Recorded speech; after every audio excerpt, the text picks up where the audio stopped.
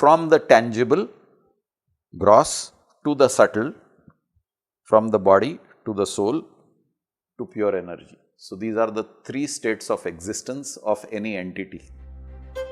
We learn about life through questions. Then is everybody intuitive? Isn't that restricting the growth? How do you find that balance? Is it a verb like work to do? How do we progress and work on that? To answer some of these, Mr. Praveen Mankar, founder of Pratibimb Charitable Trust, brings to you Face to Face.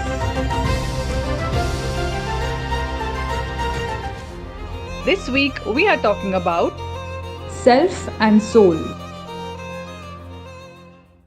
We are not physical bodies with souls, but souls with physical bodies.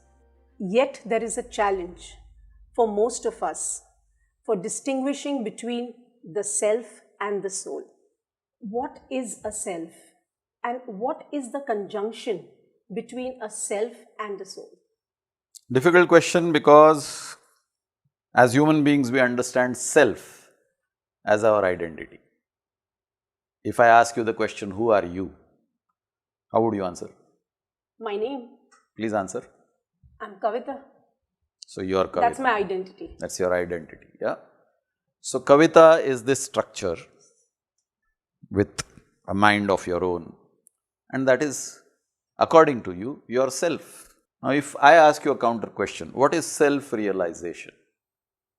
How would you answer that? Self-realization would be basically if I introspect and look within myself. Would that be self-realization? So, what is it? I look deep within, so would that be the soul? So now that's the question which you have asked initially, what is self? From where you stand, I, myself, we, ourselves, self, yeah. So if you stand as an Indian, we are ourselves all Indians. You stand as a particular community, say you are a Kashmiri. So we are Kashmiris, ourselves are Kashmiri. If you stand as a member of chartered accountants, then we are chartered accountants, ourselves are chartered accountants. So it depends on which platform you are standing, that defines yourself. But ultimately, what is the truth? You are born as a human being. So if you stand on the platform of human beings, we are all human beings. Then there is no nationality, there is no profession, there is no religion, there is no color, there is no caste, there is no creed. We are human beings. You go to the base level as a structure. Yeah, your structure is of a human being, so you are categorized as a human being. Yourself is a human being. Go further back to the base level. What are you? You are an expression of the energy, which we say prana energy. So, your self is a projection of the prana energy, and that's the truth. So, can we be selfless? Again, who is talking? The self. Which self? The person, the individual. So, if you have to be selfless, then you have to lose your identity. Which cannot be done. Which can be done. Then what would I be as a human being? You would be your true self and not the human being, which today most of us identify ourselves with. That I am the human being. You are Kavita. You identify yourself with Kavita. Anything that is not Kavita is not you. But when you go to your true self, you are the universal energy, the prana energy, then everything is the same. Because then you are looking at me as prana energy and not as the name for this body. And you are looking at every structure which is an expression of the prana energy as prana energy. Is it possible that the soul never dies then? Soul never dies. Soul dissolves, and there is a difference. What is the soul? First you must understand what is the soul before you can understand what is self. Soul is an entity. If we look at the Indian philosophy, you say Paramatma and Atma. Paramatma is the whole, Atma is the soul. Atma is an individual. How do you differentiate Atma from Paramatma? Atma has its own coloration. What is that coloration? That coloration is a composite of unfulfilled desires and past karmas. Suppose you bundle together all your past karmas, that's your identity, your past karmas, and you bundle together all your desires, unfulfilled desires, and you put these two bundles in a box. So that is your identity. When this box gets energized by prana energy, that is the soul. So your unfulfilled desires and your past karmas energized by prana shakti is a soul, it still doesn't have a form. When this bundle acquires a form, so your bundle acquired today this form of Kavita. Now you have got an identity which can be perceived by the senses, the human senses. I can see Kavita, I can hear Kavita, all those things are possible through the human senses. My sense organs can understand you, my sense organs cannot understand the soul. I cannot see the soul, I cannot feel the soul, I cannot touch or taste the soul or smell the soul. So a soul is an abstract form of the identity.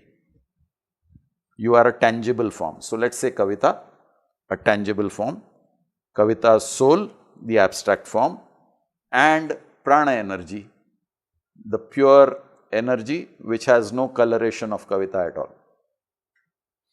That prana energy is in every human being, every living being. It has no coloration.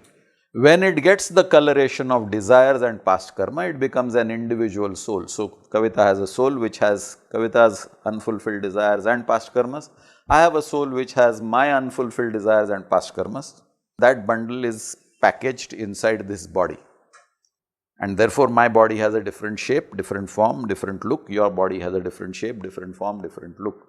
So from the tangible, gross, to the subtle, from the body to the soul to pure energy. So these are the three states of existence of any entity. Kavita exists as a body, Kavita exists as a soul, and Kavita exists as a pure energy. When you identify yourself on the platform of the body, who is the self? Kavita is the self.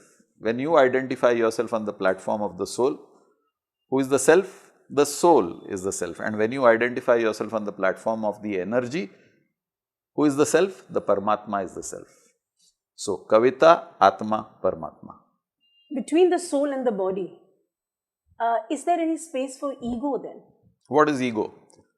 Ego is I. So, if it is Kavita talking, the gross body talking, then it is I, Kavita. If it is the soul talking, then it is I, the undefined, borderless entity. And if it is the Paramatma talking, I, then Paramatma is also ego. That's the supreme ego, that's the only ego which has value. All other egos are dilutions of the supreme ego. When we talk of ego as human beings, when we talk the English language ego, ego is perceived to be something negative. But ego simply means I. If you look at Sikhism, Ikomkar, that's the only ego that exists. That's the only I that exists.